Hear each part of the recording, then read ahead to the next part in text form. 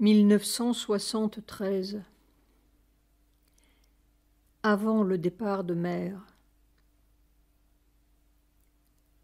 Je ne notais pas tout dans mes carnets, ou je ne notais que succinctement, car je craignais les perquisitions des équipes de Pranab, le gardien de mer. 7 avril 1973. La Belle au bois dormant. Mère, tout le monde pense que c'est la fin. Satprem. Je peux leur dire, mère, est-ce qu'il te croira? Puis entre Pranab, colère de Pranab. À la fin, mère dit à Satprem, est-ce que tu peux venir tous les jours?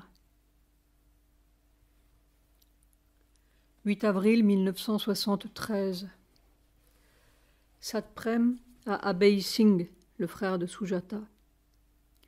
Un jour, Pranab me fermera la porte de mer. 10 avril 1973. Pranab à Pradyot, un officiel de l'ashram. Préparez-vous, départ de mer. Pradyot, choqué, vient trouver Sujata. 11 avril 1973. Sujata rencontre André Morisset, le fils de mère, et lui dit les horribles choses que Pranab fait circuler. Stupéfaite, Sujata s'entend répondre. Il a raison. Il faut préparer les gens. Ils sont tous complices. 15 mai 1973, après-midi. Krishna en or. Une vision de Sujata.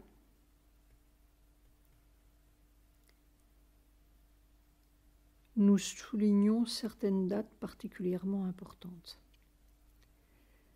Un endroit analogue au terrain de jeu de l'ashram.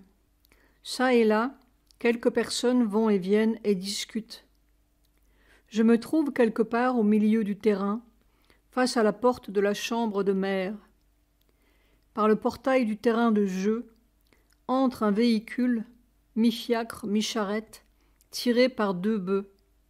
Il s'arrête à quelques mètres de moi. Le conducteur fait agenouiller les bœufs. Du véhicule sort un monsieur. La charrette s'en va. Le monsieur est habillé en blanc, à la mode indienne, dhoti punjabi. Il a le visage rond et le teint clair. Il me rappelle les zamindars, grands propriétaires terriens, du nord de l'Inde.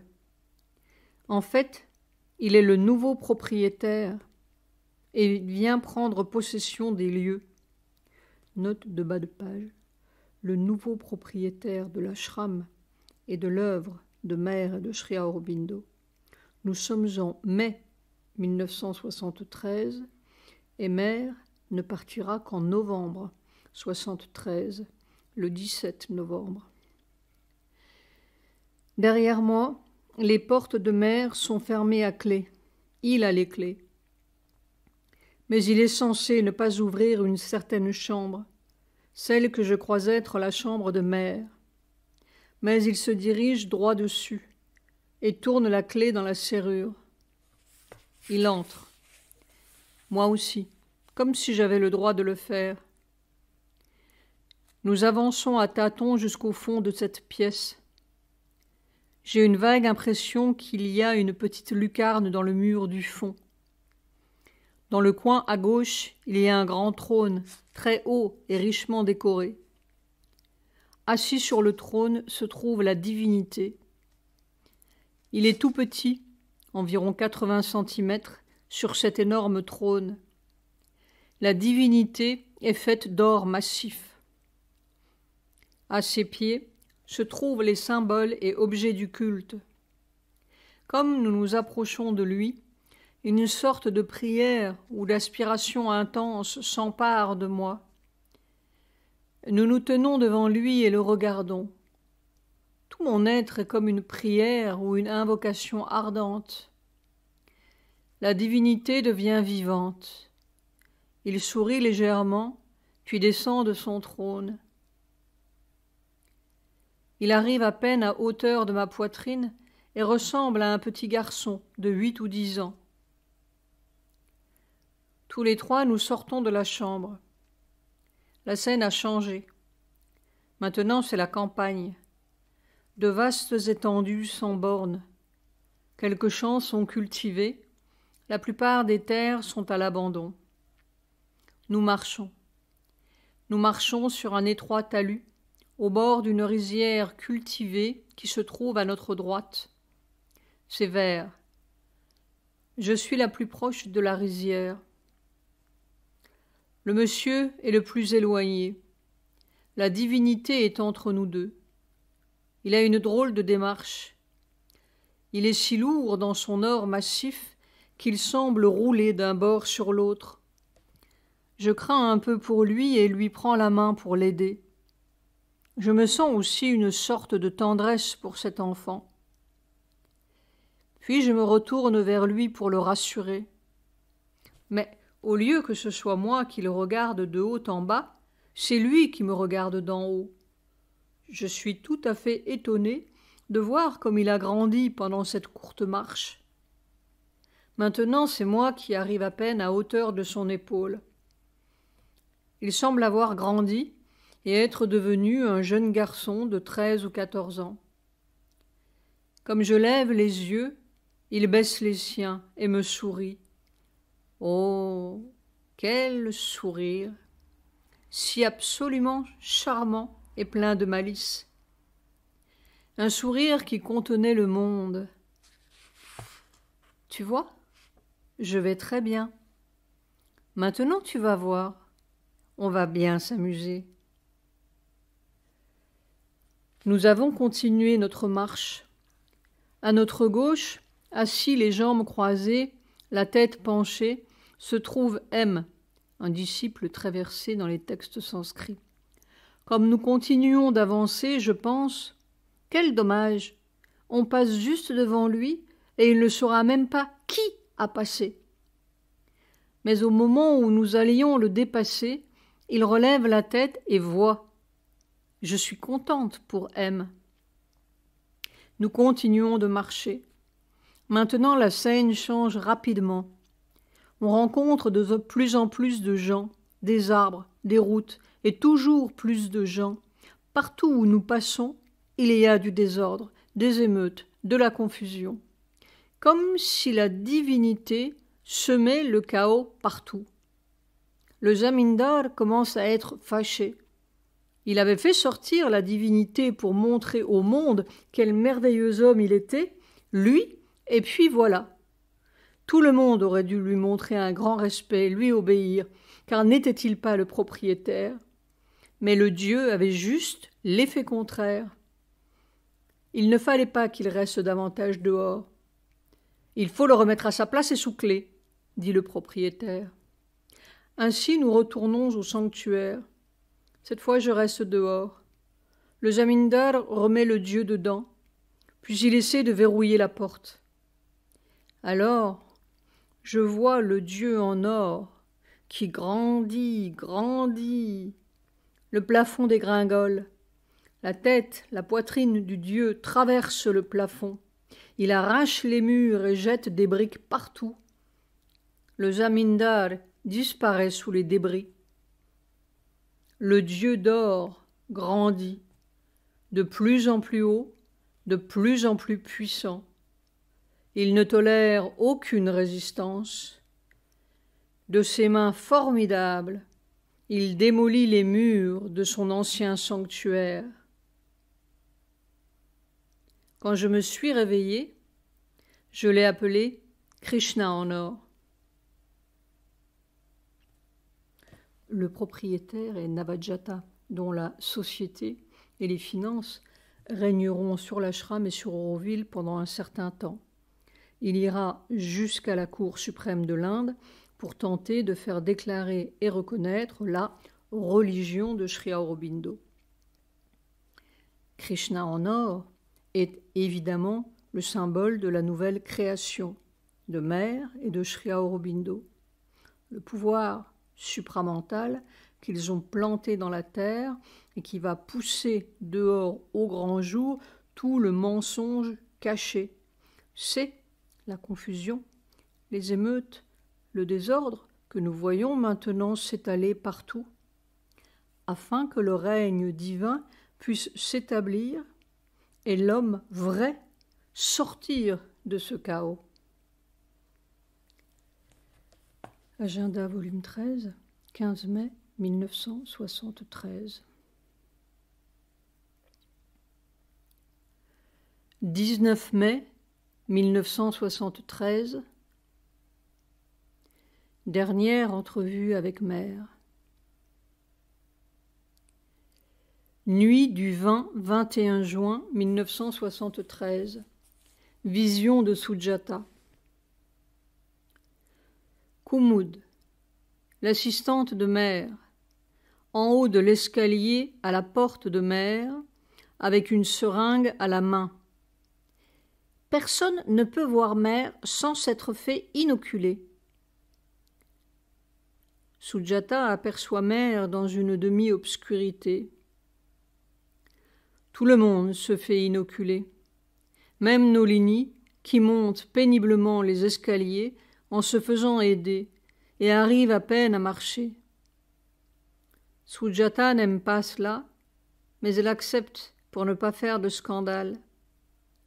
Il la pique pour prendre un échantillon de son sang, mais aucun sang ne sort. Ils ne peuvent pas l'inoculer. L'inoculation collective du mensonge a commencé.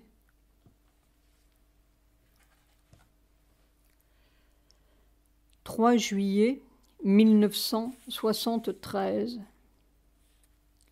Billet de Sujata à Satprem. Sujata, comme Satprem, ne pouvait plus voir Mère, mais lui transmettait les quelques nouvelles qu'elle pouvait obtenir de l'entourage, entre guillemets.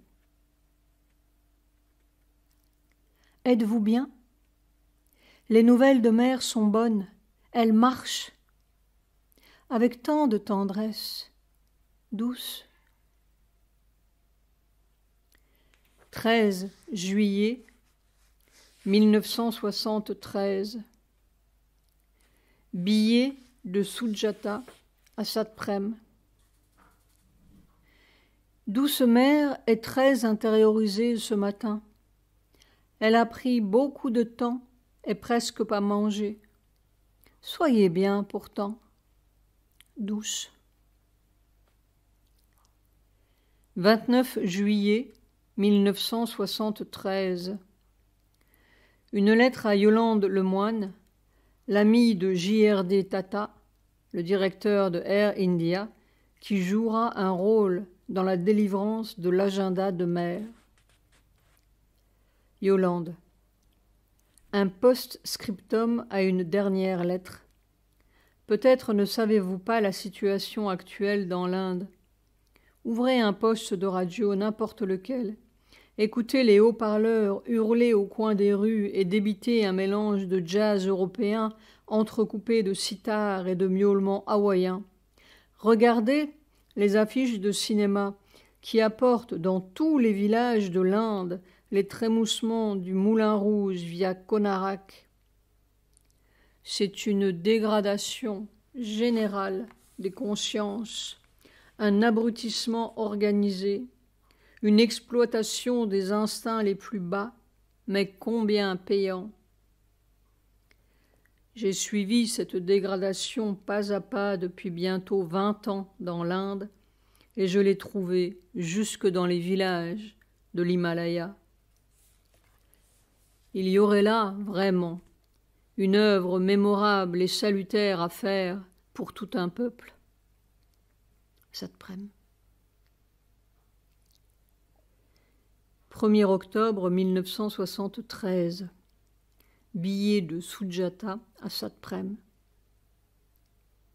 J'ai entendu mère gémir encore ce matin quand j'étais au Samadhi. Note de bas de page, la tombe de mère et de Sri Aurobindo, dans la cour centrale de l'ashram. Donc, pas pris de fleurs pour vous. Je vous aime beaucoup. Douce. 31 octobre 1973. Billet de Sujata à Satprem. Ce matin, après le petit déjeuner, j'ai entendu des cris de mère. Et savez-vous, à l'entrée de Nandanam, ce matin, toute une partie du mur s'est écroulée vers l'étang. Note de pas de page. Nandanam, le jardin où Sujata et Satprem se sont réfugiés après la fermeture des portes de mer. Ici, la pluie reprend. À bientôt, à très bientôt, tendrement, douce. Nuit du 10-11 novembre 1973. L'étrange façon dont mère m'annonce son départ. Note de bas de page. C'est après que j'ai compris le sens. Sur le moment, j'ai cru que mère allait arrêter la nourriture, c'est-à-dire la fin de la vie animale. Pas un instant, je n'ai pensé que mère pouvait partir. Mère, à genoux comme un animal, un chien, toute lumineuse, devant une assiette ou une écuelle vide et brillante, comme du platine ou un vermeil extraordinaire. Ce que tu veux. Elle fait semblant d'aboyer. Puis elle se relève et subitement tombe par terre comme évanouie. Aussitôt, une équipe de pranab arrive et l'emporte. En français, on dit aussi « traiter comme un chien ». 14 novembre 1973. Vers minuit, mère demande à marcher. Otherwise I will become paralyzed. Autrement, je vais être paralysée. 16 novembre 1973. Mère, à Pranab, je veux marcher. 17 novembre 1973. Départ de mère.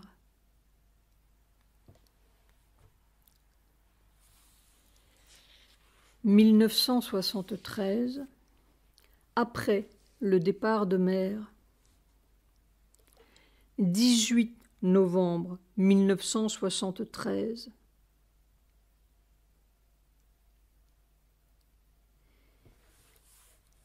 À peine assis devant ce corps, Nolini, note de bas de page, Nolini est le secrétaire général de l'ashram et le plus ancien disciple, me fait appeler dans sa chambre. Je refuse de traduire le « message » entre guillemets de Nolini. Her body was not meant to be the new body. Son corps n'était pas destiné à être le nouveau corps. Pendant que mère était allongée là, au milieu de la foule, dans cette salle de méditation, entre guillemets, où il l'avait descendue quelques heures à peine après son départ, j'entends un formidable carillon à toute volée sur l'univers. Pas d'obstacle, rien n'empêche, pas d'obstacle, rien n'empêche, pas d'obstacle.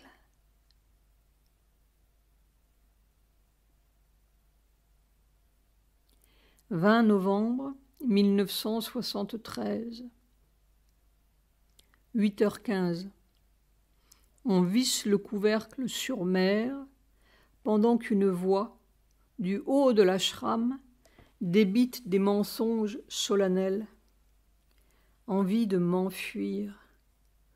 Tout cela est un affreux mensonge, y compris le corps de mère mort entre guillemets. 8h20. On dépose mère dans le samadhi.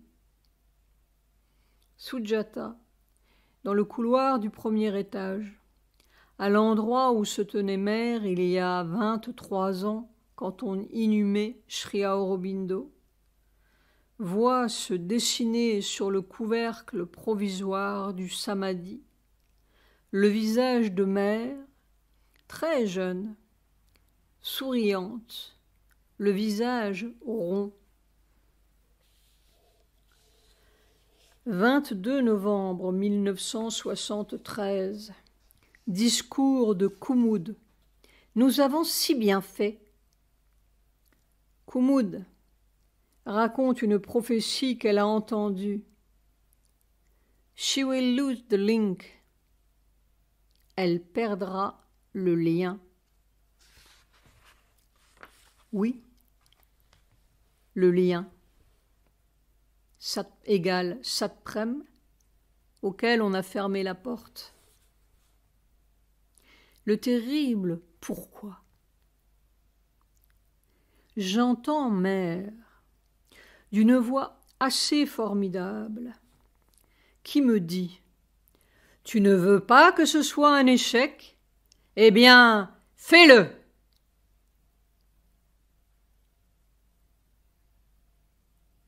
26 novembre 1973. Satprem à Sujata. Nous avons une clé à trouver. Elle est partie pour que nous trouvions quelque chose. 27 novembre 1973. Il faut quelque chose de notre côté qui la tire de son cercueil. 28 novembre 1973. Il y a 10 ans, en 1963, dans l'aventure de la conscience, page 378, j'écrivais « Et la mort s'en mêle. Entre les deux fonctionnements, le vieux et le nouveau qui doit remplacer les organes symboliques par la vibration vraie, la ligne est très mince, parfois, qui sépare la vie de la mort. Peut-être même faut-il être capable de passer la ligne et de revenir pour vraiment triompher. C'est ce que mère appelait mourir à la mort. 1er décembre 1973. Télégramme de Harper & Row de New York demandant les World English Rights, droits mondiaux pour l'anglais, pour une vaste publication de l'aventure de la conscience. Kunuma, le trustee en chef de l'ashram, suggère de répondre à Harper en cédant les droits pour 5 ans seulement. Raison, income, revenu pour l'ashram. Tout le monde pense à l'income, personne au but. 3 décembre 1973. Vision. Une grande faille noire au milieu d'un désert, comme un abîme que je devais traverser, pas très large, et une seule arête aiguë qui traverse cet abîme, trop mince pour que l'on puisse marcher. Je me jette à plat ventre sur cette arête pour joindre l'autre côté, avec ma bicyclette sur le dos. Impossible d'avancer. 2 bras m'ont tiré de l'autre côté. La bicyclette égale symbole du yoga. Ce n'est pas le yoga qui me porte, c'est moi qui porte le yoga. 4 décembre 1973. Discours de Pranab au terrain de jeu de l'ashram. Nirod précède le discours. Pranab has protected the mother. He is identified with the mother. Pranab a protégé mère. Il est identifié avec la mère.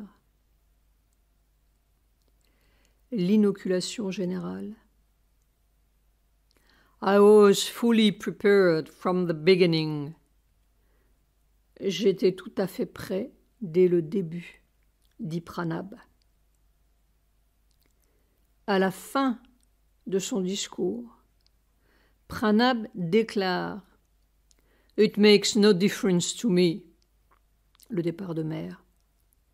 Pour moi, cela ne fait aucune différence. «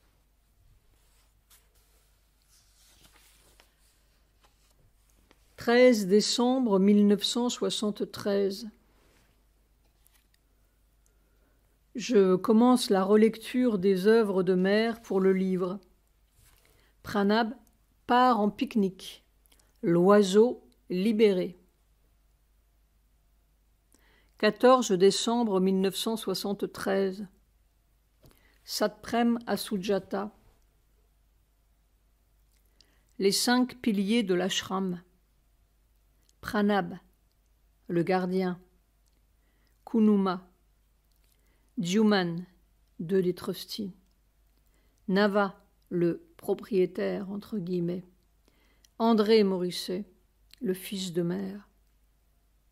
Avec ce genre d'êtres et de forces, le résultat est prévisible. On pourrait penser à la désintégration de l'ashram, et ce serait peut-être une grâce, mais le mensonge est trop solide pour se laisser désintégrer. Soyons prêts. Ils ne nous enlèveront pas le samadhi, mais j'ai peur pour les papiers de mère.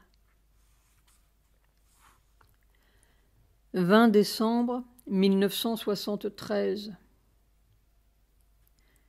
Indian Express du 19 décembre, l'avion de la Lufthansa piraté, 8 otages occidentaux tués dans l'avion qui atterrit à Koweït. Les commandos se sont mis à battre l'une des femmes otages devant le microphone ouvert et annoncent à la tour de contrôle d'Athènes « Vous pouvez entendre, cette femme va mourir ». Soudain, ils ont traîné une femme devant le microphone et elle s'est mise à hurler, dit le porte-parole de la Lufthansa. Satprem à Sujata. Nous sommes entrés dans une accélération sinistre. Nous allons vers le trou ou le commencement de quelque chose.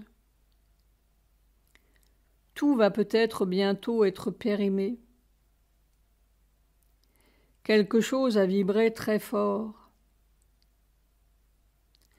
L'Occident laisse battre ses femmes, au micro de la Lufthansa, aux oreilles du monde entier pour avoir le pétrole des Arabes et leur vendre des armes. 21 décembre 1973. Billet de Sujata avec une fleur du samadhi. Voilà la réponse de la grâce. Victoire. Très tendrement, douce. 23 décembre 1973. Nous voyons seulement une petite carte du grand château de cartes s'écrouler, puis une autre, parce que nous voyons les choses jour par jour, mais Tout le château s'est écroulé. C'est la fin de la mécanique. Le monde est ruiné. Dans ma note de l'éditeur, annonçant la prochaine parution de l'agenda de mer en fascicule, je disais, et peut-être n'y aura-t-il pas besoin de dire « nous verrons ». Note de bas de page, je m'imaginais encore que l'agenda de mer pouvait être imprimé tel quel, in extenso, sans coupure ni censure par l'ashram. Peut-être même cet agenda sera-t-il périmé, et on verra que le chemin est fait. D'ailleurs, je me demande si nous aurons encore des machines à imprimer. J'attends un gouvernement militaire dans l'Inde. Et en Occident, essaieront-ils, dans un dernier sursaut de leur ruine, d'abattre leurs poignes sur les quelques tchèques arabes qui détiennent les clés de leur mécanique? Alors, qui affrontera qui? Lu dans Le Monde hebdomadaire du 10 décembre. En novembre 1973, s'est ouverte une nouvelle ère dans l'histoire du monde, à propos de la guerre du pétrole. Ils ne savent peut-être pas ce qu'ils disent si bien, ni à quel point. 24 décembre 1973. Cette nuit, vu arriver une énorme nuée d'oiseaux noirs, plus petits que des corbeaux, qui apparaissent dans le ciel et se précipitent sur un arbre qui était près de moi, comme le manguier sous ma fenêtre, pour en manger les fruits. Quel est cet arbre? Ce matin, Sujata soumet à Nolini le projet de publication de l'agenda en fascicule.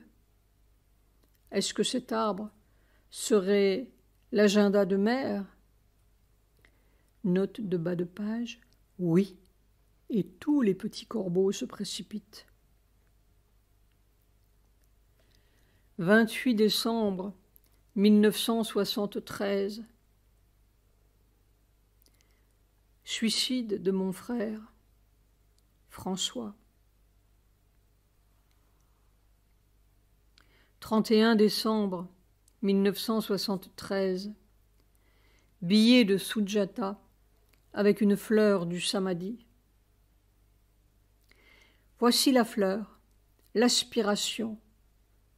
Que l'année s'achève avec notre aspiration constante et intense.